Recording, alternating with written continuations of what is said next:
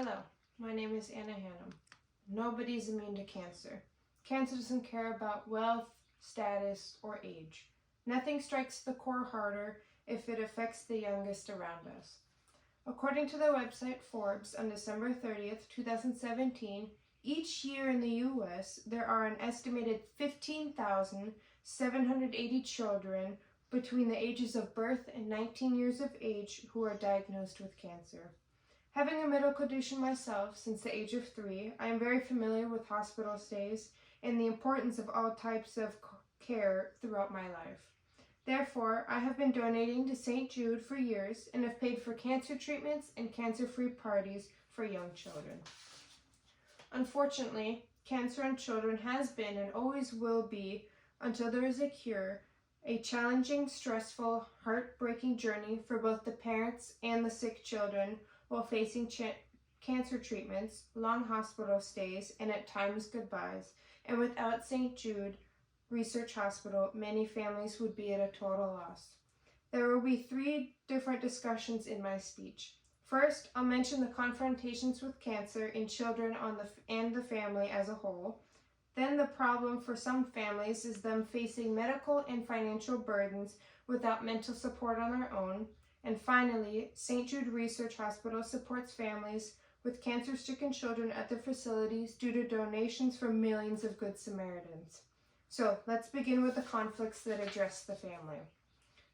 Childhood cancer and the treatments that follow are not the only damaging factors to consider, as it is and can be incredibly stressful for the patient as well as the whole family.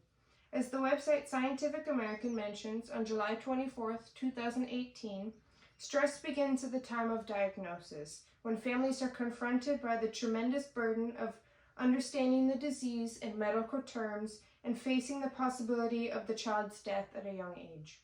There is a constant dread of a relapse occurring that can keep the family on guard, wondering if that headache that the child has is normal. And this stress and trauma on the child can potentially alter the development of their nervous system. The Scientific American website also continues to mention that childhood cancer patients can cope physically well with the experience, but still many report anxiety, depression, and post-traumatic stress. Not only should we push to find cures for cancer, but we should also think about the mental and financial support to becoming a standard care for this trauma here and now. When a parent receives the news that their child has cancer, it can be incomprehensible, and while the emotional toll that follows is incalculable, the financial, medical, and mental tolls can be calculated, and it is quite immense. A website known as Forbes posted on December 30th, 2017, the average cost of a stay in a hospital for a child with cancer is a staggering $40,000 per stay. Depending on the coverage, insurance can cover a large portion of the medical cost, but that is only a piece of the financial burden. Many families are faced with the loss of a vital source of income when one parent must lose their job to care for their sick child and accompany them to the hospital for doctor visits and treatments. Another source named the National Children's Cancer Society mentions on November 30th, 2018, that the costs associated with childhood cancer make it a struggle for families to get by and meet their needs, while also being able to get their child to life-saving treatment.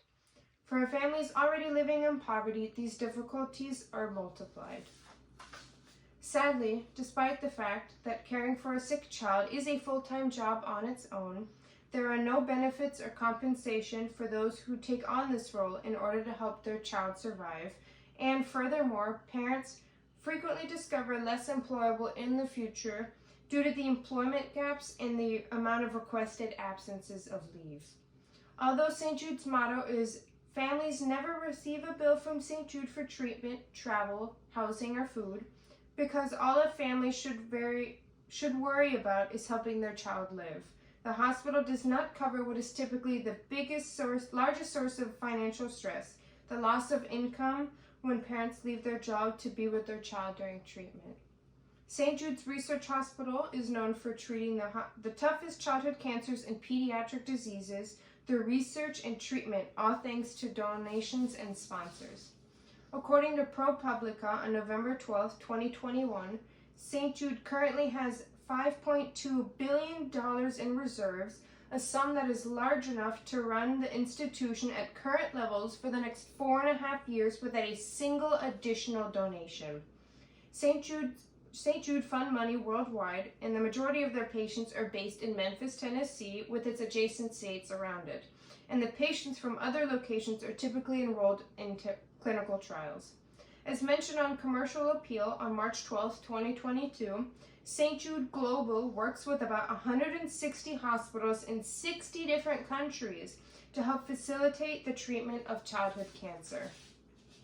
Commercial Appeal also mentions that with the Ukraine invasions from Russia, St. Jude Children's Research Hospital has helped evacuate hundreds of Ukrainian children with cancer to other European countries to continue their treatments without the threat of bombs and gunfire.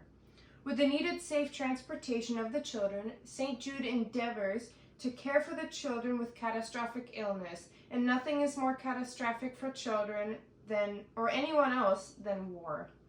So, to review, we talked about the encounters with cancer in children on the family as a whole, the problems for some families that are facing medical and financial burdens without mental support on their own, and how St. Jude Research Hospital supports families with cancer-stricken children at the facilities due to their donations from millions of Good Samaritans.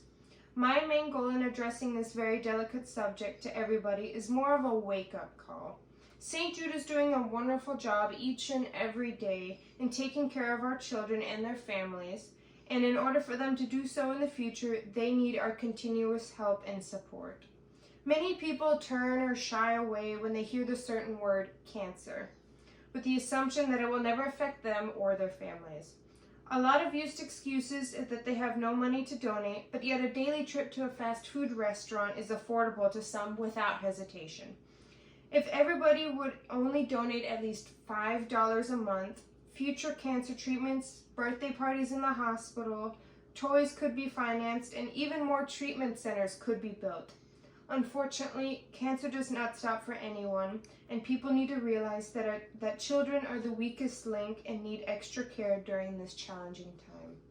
Thank you so much for listening. Are there any questions?